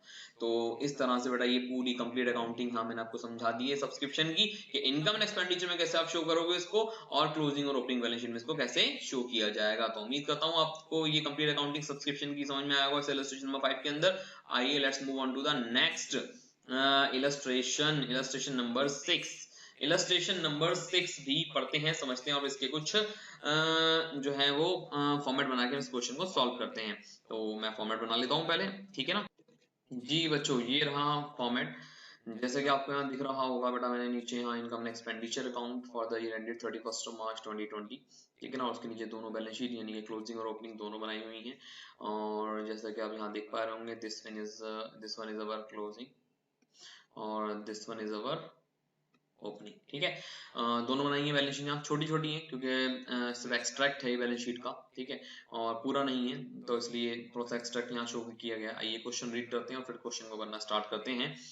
यहाँ क्वेश्चन नंबर बेटा इलस्ट्रेशन नंबर 6 के अंदर देख पा रहे होंगे, from the following extract of receipt and payment account, यानी कि रिसीट एंड पेमेंट अकाउंट का एक्सट्रैक्ट आपको यहाँ दिया हुआ है, यानी कि सारी फिगर्स नहीं है दी हुई। And the additional information compute income from the from subscription for the year ended 31 March 2020 and show it in the final account of the club के फाइनल अकाउंट में इसको शो करना है। यहाँ रिसीट एंड पेमेंट अकाउंट आपको दिया हुआ है, ये कुछ एडिशनल इन्फॉर्मेशन है, अलग से मेंशन नहीं किया उन्होंने कि income and expenditure opening closing दोनों बैलेंस शीट बनाओ, सीधा कह दिया जी फाइनल अकाउंट में शो करना है। तो इसका ट्रीटमेंट कैसे होगा, आपको प्रॉपरली जो है वो इनकम एक्सपेंडिचर अकाउंट इसका, और साथ के साथ आपको इसकी बैलेंस शीट दोनों जो है वो बना के यहाँ देनी पड़ेंगी, तब जाके बेटा इसका फाइनल अकाउंट के अंदर ट्रीटमेंट समझा पाएंगे आप समझे। इसीलिए मैंने यहाँ पर जो फॉर्मेट आपको दिख रहा होगा तीनों बनाए, ओपनिंग बैलेंस शीट भी है, क्लोजिंग बैलेंस शीट के साथ मैंने इनकम एक्सपेंडिचर अकाउंट यहाँ पर आपको बनाकर दिया है, समझे आप। तो अब आइए इसमें किस तरह से एंट्री जाती है, आइए देखते हैं इनको हम कि एंट्रीज किस तरीके से की जाएंगी। सबसे मेन बात बेटा यहाँ पे इनकम एक्सपेंडिचर अकाउंट के अंदर आप सबसे पहले बाय सब्सक्रिप्शन, जितना total subscription by subscription account semicolon डाल दीजिए यहाँ, और टोटल सब्सक्रिप्शन रिसीव्ड जो आपको हुआ है वो इनकम एक्सपेंडिचर में दिया हुआ है 30,000 का, ठीक है। इस 30,000 के अंदर यहाँ पे आपको नीचे एडिशनल इन्फॉर्मेशन में 4 फिगर दी गई है, 1 2 3 और ये 4, इन्हीं को एडलेस करना है। क्यों करना है, क्योंकि यहाँ जो ये सब्सक्रिप्शन जो रिसीव हुआ है इसी में से ही रिलेटेड ये 4 फिगर्स आपको यहाँ पर मेंशन है, ठीक है। आइए देखेंगे क्या कह रहा है। सब्सक्रिप्शन आउटस्टैंडिंग 700 रुपए साल के शुरुआत में आउटस्टैंडिंग है, और ओपनिंग आउटस्टैंडिंग आप जानते हैं क्या होता है। ओपनिंग आउटस्टैंडिंग मैंने आपको जब फॉर्मेट समझाया था सब्सक्रिप्शन का, ठीक है ना, तो वहां पे हम मैंने आपको बताया था कि सब्सक्रिप्शन अगर साल के शुरुआत में आउटस्टैंडिंग हो, ड्यू हो गया और रिसीव ना हुआ हो, तो आप इसको क्या करेंगे, साल के शुरुआत वाले को, वो इस साल से रिलेटेड नहीं है, इसलिए आप इसको क्या करेंगे, माइनस करेंगे, ठीक ठीक है। और साल के आखिर वाला वो इसी साल की फिगर है, क्योंकि इस साल के आखिर में ड्यू हो गया था और रिसीव नहीं हुआ था, तो इसी साल की फिगर है, इसलिए आप इसको ऐड करेंगे। ओपनिंग आउटस्टैंडिंग वो इसी साल का है, क्योंकि साल के शुरुआत में, अगर करंट ईयर के शुरुआत में ही अगर आपको एडवांस रिसीव हुआ है तो इसी साल के लिए रिसीव हुआ है, इसलिए हम इसको इसी साल का मानते हुए ऐड करेंगे। और इस करंट ईयर के आखिर में अगर आपको कोई एडवांस रिसीव हो रहा है तो उसे आप माइनस करेंगे।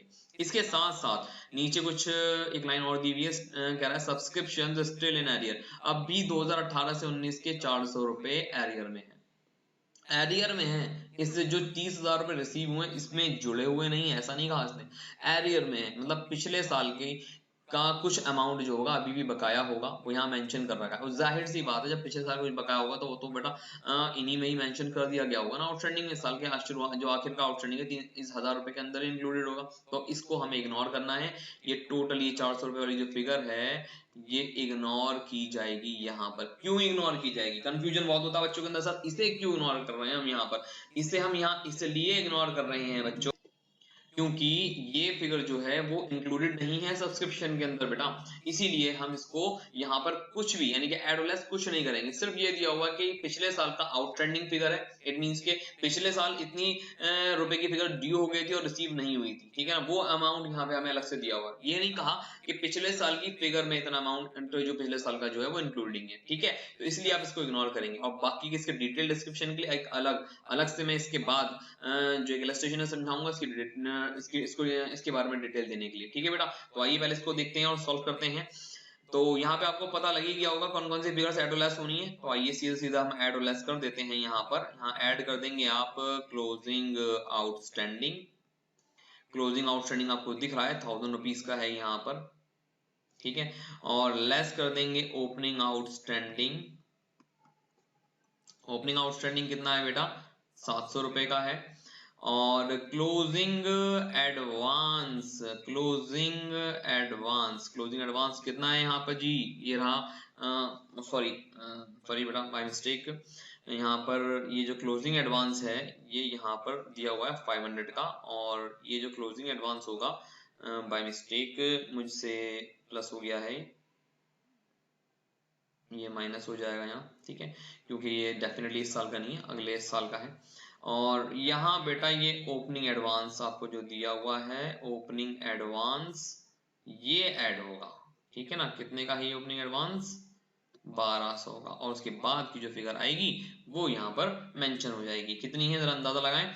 31,000 में प्लस 1000 करेंगे और प्लस 1200 करेंगे तो ये 32,200 हो जाता है। और 32,200 में से अगर हम 7 और 5 1200 माइनस कर दें तो हमारे पास कुछ 31,000 की फिगर बचेगी, कितनी बचेगी 31,000 की, तो 31,000 यहाँ आप शो कर देंगे, ठीक है। समझ में आया किस तरह से इनकम साइड पे आप सब्सक्रिप्शन को शो करेंगे डायरेक्ट। और अगर आप चाहें तो वर्किंग नोट के अंदर सब्सक्रिप्शन का एक लेजर फॉर्मेट बना सकते हैं, वहां से निकालिए कितना अमाउंट इनकम एंड एक्सपेंडिचर का होगा, डायरेक्टली वहां लिख दीजिए, क्योंकि 5 फिगर तो आपको यहाँ मेंशन ही देख लीजिए 5 ही है, 1 2 3 4 और 5, और 6th वन जो फिगर है आपकी यानी कि इनकम एंड एक्सपेंडिचर से रिलेटेड, उसे आप वहां पर डेबिट साइड पे इनकम एंड एक्सपेंडिचर में निकाल सकते हैं, वहां से बैलेंसिंग फिगर बताओ, ठीक है ना, वहां से भी निकाल के आप सीधा डायरेक्ट लिख सकते हैं, और चाहे तो आप ऐसे भी कर सकते हैं, दोनों ही ठीक है मेथड, ठीक है ना।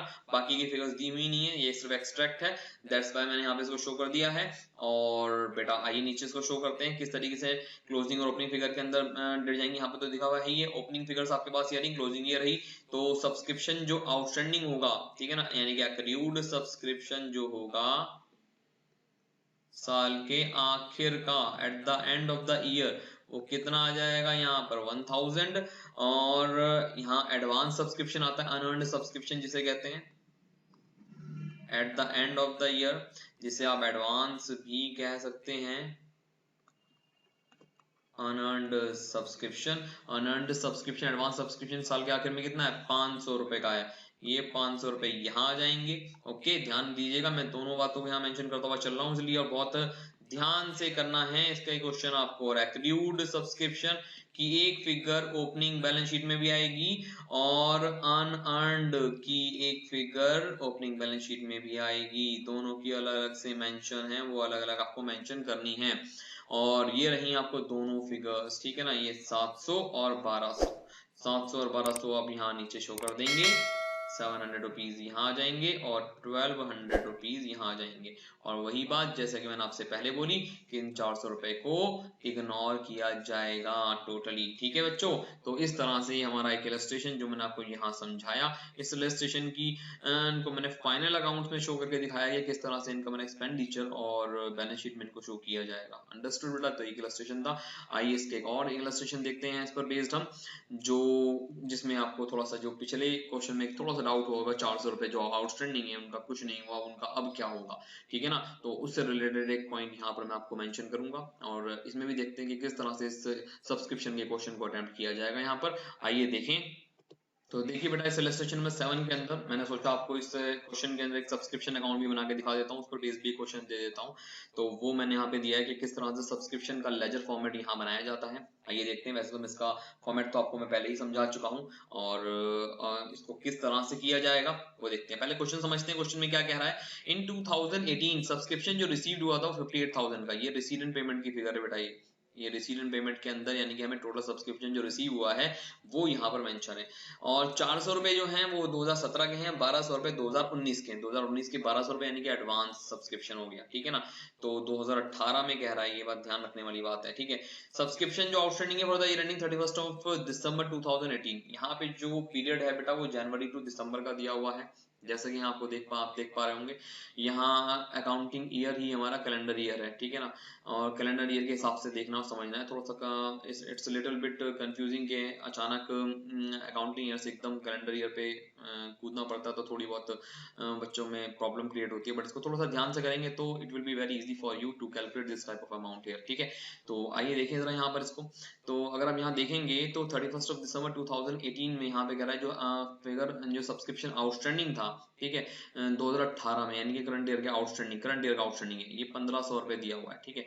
और कह रहा है subscription due but not received eight the end of the previous year, पिछले साल के जो सब्सक्रिप्शन है ड्यू हो गया तो रिसीव नहीं हुआ था, वो 600 रुपीज का यहाँ पे दिया हुआ है। और while subscription received in advance on the same date, it means कि पिछले साल के, अगर हम बात करें पिछले साल वाली फिगर में ही, तो हमें कुछ एडवांस सब्सक्रिप्शन पिछले साल रिसीव हुआ था जो कि डेफिनेटली इस साल के लिए होगा, वो 700 है। कह रहा है प्रिपेयर द सब्सक्रिप्शन अकाउंट, वो मैंने आपको बनाया हुआ है यहाँ पर, and calculate the amount of subscription to be credited to the income and expenditure account, यानी कि इनकम एंड एक्सपेंडिचर में कितना अमाउंट जाना है वो यहाँ मेंशन करना है। इट मींस के 6 फिगर में से यहाँ पे एक फिगर मिसिंग है, वो कौन सी वाली? इनकम एंड एक्सपेंडिचर वाली, वो निकालनी है। बाकी हमें वैसे ही करना है क्वेश्चन को। आइए देखते हैं। तो यहाँ पर बेटा to outstanding in the beginning आ जाएगा, to outstanding subscription in the beginning, और यहाँ पर बेटा by outstanding subscription at the end, at the end of what? At the end of what, यानी कि करंट ईयर, ये बात ध्यान रखिएगा। और यहाँ पर by advance in the beginning, ठीक है? और यहाँ पर to advance at the end of the current year. और यहाँ अच्छे से जानते हैं बीचों बीच यहाँ पर बाय बैंक अकाउंट आता है। मैं यहाँ शो भी कर देता हूँ कि ये रिसीट एंड पेमेंट अकाउंट की फिगर आती है, ठीक है ना? और यहाँ पर आपकी figure to income and expenditure account आएगा, जो कि definitely will be your balancing figure, ठीक है? तो आइए इनमें से कुछ देखते हैं। 58,000 तो भाई सीधी सी बात है, जो टोटल सब्सक्रिप्शन रिसीव हुआ है वो तो 58,000 आएगा, जितना टोटल आया। उसमें हम रिसीव एंड पेमेंट के अंदर ये नहीं सोचते कि कौन सी अगली पिछली फिगर इंक्लूडेड है, क्योंकि ये सारी फिगर्स के साथ आता है, यानी कि रिसीव एंड पेमेंट में जितना भी अमाउंट होगा वो अगला पिछला इंक्लूडिंग होगा। बट इस वाले अकाउंट को मतलब नहीं होता इससे, वो सिर्फ हमें ये बात हमें मैं ध्यान रखनी पड़ती है इनकम एक्सपेंडिचर के लिए सिर्फ करंट ईयर का आइटम हो, ठीक है ना? तो यहाँ तो हम पूरा 58,000 ही लिख देंगे, इसके लिए हमें कोई अलग से माइनस प्लस करने की जरूरत नहीं है। और आउटस्टैंडिंग इन द बिगिनिंग कितना दिया हुआ है, आइए जरा देखिए। आउटस्टैंडिंग इन द बिगिनिंग यानी कि पिछले साल का आउटस्टैंडिंग होगा कितना जी? 600, तो वो यहाँ पर आ गया 600 का, ठीक है ना? और आउटस्टैंडिंग एट द एंड अभी बताते हैं। आउटस्टैंडिंग एट द एंड अगर आप देखेंगे तो हमें 1500 का तो दिया हुआ है 2018 का, कितना दिया हुआ है हमें? 1500। और अगर आप यहाँ देखें तो 600 रुपए यानी कि पिछले साल के आउटस्टैंडिंग थे, प्रीवियस ईयर का जो अमाउंट आउटस्टैंडिंग है वो 600 है, और वो कह रहा है कि पिछले साल यानी 2017 में जो अमाउंट आपको रिसीव हुआ है वो जी 400 का है, यानी कि 600 आपको पिछले साल की फिगर मेंशन थी कि पिछले साल में 600 का अमाउंट आपको ड्यू है जो कि रिसीव नहीं हुआ है, ठीक है। उसमें से 400 रुपए इस साल 2017 के लिए रिसीव हो गए, तो भाई कितना आउटस्टैंडिंग रह गया, 200 रुपए अभी भी रह गया ना, कब का, पिछले साल का। तो 2018 के तो 1500 रुपए क्वेश्चन में मेंशन है भाई, ठीक है ना, ये रहे 2018 के, और 2017 के कितने मेंशन हो जाएंगे यहाँ पर, 200 रुपए। तो पता लगा जी टोटल कितना आउटस्टैंडिंग होगा, 1700 रुपए का। अंडरस्टूड, तो इस 1700 रुपए का अमाउंट यहाँ पर आ जाएगा। एडवांस कितना है जी in the beginning, advance at the end तो मैं क्लियरली मेंशन है जी 1200 रुपए, तो 1200 तो मैं पहले ही यहाँ लिख दे रहा हूँ। और एडवांस जो प्रीवियस ईयर का था वो 700 यहाँ पे दिया हुआ है मुझे, तो 700 मैंने वो ले लिया। हो गई जी पांचों फिगर यहाँ पर। तो मेरे ख्याल से ये वाला पॉइंट समझ में आ गया होगा। 1500 और 200 कैसा है, ये 1500 ये वाले आ गए हैं यहाँ पर, ठीक है ना, और 400 और 600 का जो डिफरेंस है वो 200 यहाँ पर आ गया है यहाँ पर। तो इस तरह से 1700 बन गया, ठीक है। दोनों साइड का टोटल करते हैं, आइए जरा देखें कितना बैठ रहा है दोनों साइड का टोटल यहाँ पर। अगर यहाँ टोटल देखेंगे तो इट्स नियर अबाउट 7 और 7 14, इट मीन्स के 4 यहाँ पे 1 कैरी हो जाएगा, और 9 10 8 9 10 यानी कि 0, ठीक है ना, और 1 अगेन कैरी हो गया, यानी कि नियर अबाउट 60,400 अगर हम इनको देखें तो इट्स हाँ। आइए जरा देखते हैं हम यहाँ पर कि अगर आप यहाँ देखें बच्चों तो इसका टोटल कितना हो जाता है, आइए देखते हैं इसका टोटल। टोटल हो जाएगा 700 प्लस 1700, इट्स 2400, ठीक है ना, और 2400 अगर मैं 58,000 में जोड़ दूं तो 58,000 plus 2400 it will equals to 60,400, और 60,400 में से अगर मैं ये 1800 माइनस करूं तो कितना आ जाएगा, जरा निकालते हैं। 400 में से 1800 अगर आप माइनस कर दें तो 14 में से 8 गए 6, और 9 में से गया 8, 58,600 की फिगर कुछ यहाँ आ जाएगी, और यहाँ अगेन वही टोटल अमाउंट आ जाएगा। ओके, कितना, 60,400 का। और मैं फिर कह रहा हूँ ये कैलकुलेशन आपको यहाँ करने की जरूरत नहीं है, बट मेरे पास जगह नहीं थी तो मुझे यहाँ पे इस तरीके से शो करना पड़ा है, और ये अकाउंट आप यहाँ पर इस क्लोज कर देंगे, ठीक है। तो उम्मीद करता हूँ बच्चों आप लोगों को ये सब्सक्रिप्शन का अकाउंट समझ में आया होगा कि किस तरह से हमें यहाँ सब्सक्रिप्शन अकाउंट बनाना होता है। पर्टिकुलर अगर हमें कुछ इन्फॉर्मेशन दी हुई हो तो उनसे हमें मिसिंग फिगर बस कैलकुलेट करने के लिए ये वाला एक सब्सक्रिप्शन का लेजर फॉर्मेट बनाना पड़ जाता है, तो आपको समझ में आया होगा, ठीक है ना। और एक प्रीवियस ईयर की कुछ फिगर्स यहाँ पर कंफ्यूजिंग होती हैं, वो यहाँ मैंने हैंड टू हैंड क्लियर की हैं, तो आई होप कि आप सभी को ये इलस्ट्रेशन समझ में आएगा, ठीक है ना। तो चलिए आगे चलते हैं एक और इलस्ट्रेशन की तरफ, और this one is our last illustration, और इस इलस्ट्रेशन को करवा कर मैं आपको सीधा जो है ये वाला सब्सक्रिप्शन वाला पॉइंट फाइनल कर दूंगा, ठीक है ना। तो आइए देखते हैं एक और इलस्ट्रेशन, और यहाँ पे भी कुछ मांग रहा है कि कितना अमाउंट सब्सक्रिप्शन का क्रेडिट किया जाएगा इनकम एंड एक्सपेंडिचर में, और आउटस्टैंडिंग सब्सक्रिप्शन कैलकुलेट करना है, यहाँ दोनों चीजें मांग रहा है। तो देखिए दोनों चीजें जब ये मांग रहा है तो इसके लिए मैं काम कर रहा हूँ, सीधा सीधा सब्सक्रिप्शन का अकाउंट ही बना लेता हूँ। तो पहले मैं अकाउंट बनाता हूँ, फिर हम इसकी बात करेंगे। तो आइए बच्चों देखते हैं सब्सक्रिप्शन अकाउंट। यहाँ पहले क्वेश्चन रीड करते हैं हम, ये वाला इलस्ट्रेशन नंबर 8, और देखते हैं क्या कह रहा है। एक क्लब हैज 200 मेंबर्स, क्लब के पास 200 मेंबर्स हैं, और जाहिर सी बात है मेंबर ही सब्सक्रिप्शन पे करेंगे, और ईच मेंबर हैज टू पे सब्सक्रिप्शन ऑफ ₹800, हर मेंबर को जो है बच्चों वो 800 रुपए का सब्सक्रिप्शन पे करना होता है। तो अंडरस्टूड है। इनकम एंड एक्सपेंडिचर में अगर हम पूछा जाए हमसे कि इनकम एंड एक्सपेंडिचर में कितना सब्सक्रिप्शन का अमाउंट होगा, तो दोस्तों मेंबर अगर 800 रुपए के हिसाब से पे कर रहे हैं तो कितना हो जाएगा, 1,60,000, ठीक है ना। मैंने यहाँ इसका आंसर भी मेंशन किया हुआ है, 1,60,000 रुपए का हमारा यहाँ पर सब्सक्रिप्शन का अमाउंट आ जाएगा, ठीक है ना, जो कि इनकम एंड एक्सपेंडिचर में क्रेडिट होगा। आगे टोटल सब्सक्रिप्शन जो रिसीव हुआ है जो कि आपका रिसीव पेमेंट अकाउंट में जाता है वो 1,65,000 रुपए, 7,000 रुपए 2017 के हैं, 9,000 रुपए यहाँ 2019 के हैं, और आगे कह रहा है 10 members paid their subscription for 2018 in the year 2017, यानी कि 10 मेंबर्स ने पिछले साल ही, ठीक है ना, 2017 में 2018 के लिए एडवांस पे कर दिया था, यानी कि ओपनिंग एडवांस हो जाएगा आपका। और subscription outstanding as on 31st of December 2017 was ₹8,000। हम यहाँ पे जो बना रहे हैं बेटा वो हमें यहाँ शो करना है 31 दिसंबर 2018 को, तो 2017 का आउटस्टैंडिंग दिया हुआ है, यानी कि ओपनिंग आउटस्टैंडिंग 8,000 रुपए है ये, और compute the amount of subscription to be credited to the income and expenditure account, वो तो हमने पहले ही कर लिया कंप्यूट के भाई इनकम एंड एक्सपेंडिचर में कितना अमाउंट क्रेडिट होगा 1,60,000 रुपए। कैसे? 200 मेंबर जब 800 रुपए के हिसाब से पे करेंगे तो 200 गुना 800, सीधी सी बात है, इनकम एंड एक्सपेंडिचर का वही अमाउंट आ जाएगा सब्सक्रिप्शन का जो कि वहां पे क्रेडिट होना है, ठीक है ना, वो तो मैं अभी यहाँ मेंशन भी करूंगा। और उसके अलावा क्या कैलकुलेट करना है, outstanding subscription to be shown in the balance sheet, ये क्लोजिंग आउटस्टैंडिंग निकालना है। यहाँ पर आपको क्लोजिंग आउटस्टैंडिंग नहीं दिया हुआ है, वो कैलकुलेट करना है, ठीक है। तो ये सब्सक्रिप्शन का फॉर्मेट है, जैसा कि मैंने आपको पहले बताया था, यहाँ पर्टिकुलर्स आते हैं और रुपीज, ध्यान रखिएगा बच्चे कई बार इसको गलती से यहाँ पर्टिकुलर की जगह असेट और लायबिलिटीज डाल देते हैं just because of lack of practice, ठीक है।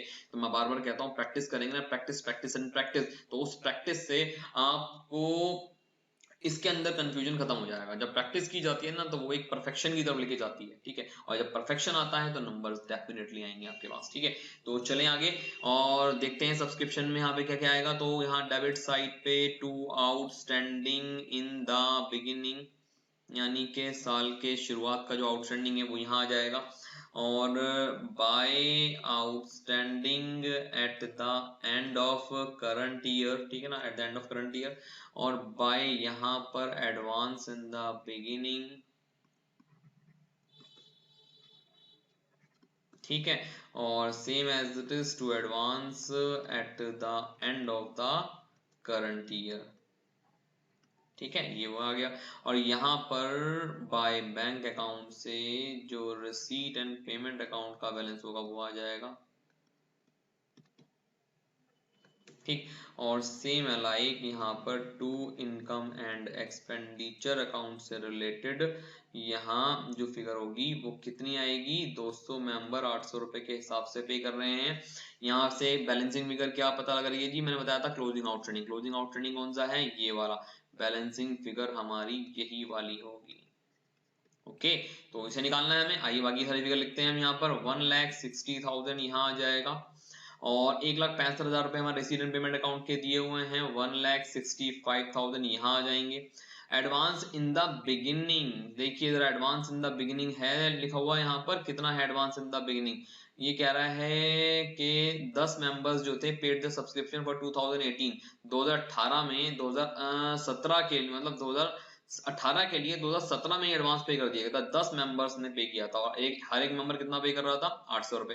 तो 10 मल्टीप्लाई अगर हम कर दें 800, तो 8,000 रुपए हमारे एडवांस इन द बिगिनिंग आ गया। और एडवांस एट द एंड कितना दिया हुआ बच्चों, ये रहा 2019 के लिए हमें 9,000 रुपए एडवांस रिसीव हुए हैं, वो 9,000 रुपए यहाँ आ जाएंगे। आउटस्टैंडिंग इन द बिगिनिंग भी तो दिया हुआ था यहाँ, subscription outstanding in the beginning 8,000 का यहाँ पे दिया हुआ है, ओके। बाकी का इररेलेवेंट है, बाकी की चीजें हमें डेफिनेटली हाँ जिस तरीके से बैलेंस शीट और अगर हमसे मांगी जाती है तो उसके अंदर शो करते हैं, जैसे कि मैं बैलेंस शीट में और शो भी कर चुका हूँ आपको। तो बस यहाँ तो फिलहाल इतना ही है और हमें यहाँ बैलेंसिंग फिगर बताओ और यहाँ अमाउंट कैलकुलेट करना है। जरा देखें कितना बैठ रहा है टोटल अमाउंट यहाँ का डेबिट साइड का, 1,60,000 9 और 8 17, यानी कि 1,77,000 का टोटल यहाँ है, ठीक है। और अगर हम सीधे सीधे तौर पे देखें 8,000 से 8,000 चले गए और 1,60,000 से 1,60,000 चले गए तो 5,000 रुपए यहाँ ही ज्यादा बढ़ रहे हैं, तो 9,000 में से 5,000 चले गए तो 4,000 रुपए का डिफरेंस यहाँ पर आ रहा है, ठीक है ना। कैलकुलेशन में भी आपकी प्रैक्टिस ही इम्प्रूव करेगी, आप जितनी प्रैक्टिस करेंगे आपकी कैलकुलेशन उतनी ही स्ट्रांग होगी। और मत कोशिश कीजिएगा बेटा कि आप कैलकुलेटर का यूज करें बिफोर कंप्लीटिंग योर क्लास 12, ठीक है ना।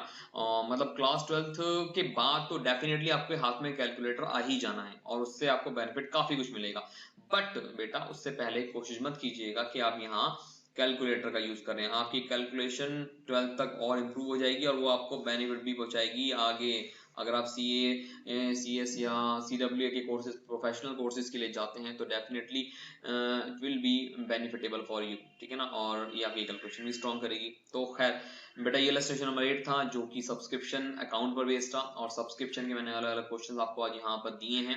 उम्मीद करता हूँ आपको सब्सक्रिप्शन वाला जो ये टॉपिक है और जो इससे पहले फंड बेस्ड अकाउंटिंग है वो समझ में आई होगी और दोनों के ऊपर बेस्ट मैंने आपको अलग अलग क्वेश्चन यहाँ सॉल्व करवाए हैं और डिटेल अगर आपको उनकी चाहिए तो डेफिनेटली बेटा आपको एनरोल करना पड़ेगा ग्रेजुएट यूजर हमारी ग्रेजुएट यूजर ऐप पर। और उस ग्रेजुएट यूजर ऐप पर आपको चैप्टर वाइज डिस्क्रिप्शन वहाँ प्रोवाइड किया जाएगा in the form of our lectures, ठीक है।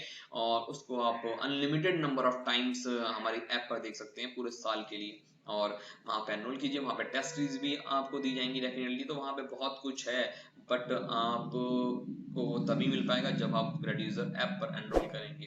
तो नीचे दिए हुए जो नंबर्स आपको आ रहे हैं या जो नंबर्स आपको शो किए जा रहे हैं, उन नंबर्स पे कांटेक्ट कीजिए, व्हाट्सएप कीजिए, या इंक्वायरी जहां से आप चाहें वहां से लीजिए, ठीक है ना। और कोशिश कीजिए कि आप अगर डिटेल लेक्चर्स लेना चाहते हैं तो बेटा एनरोल कीजिए ग्रेड्यूजर पर।